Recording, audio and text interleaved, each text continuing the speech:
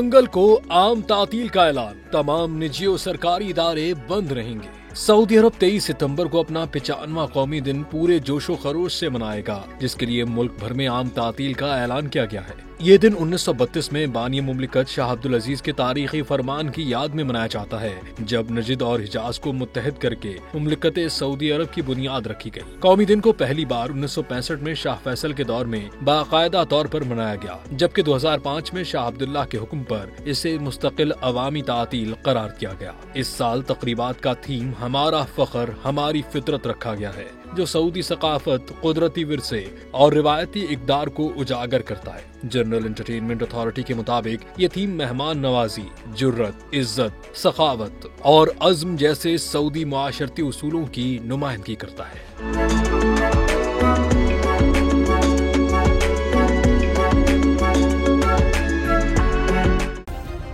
Subscribe करें और bell दबाएं ताकि कोई खबर रह न जाए।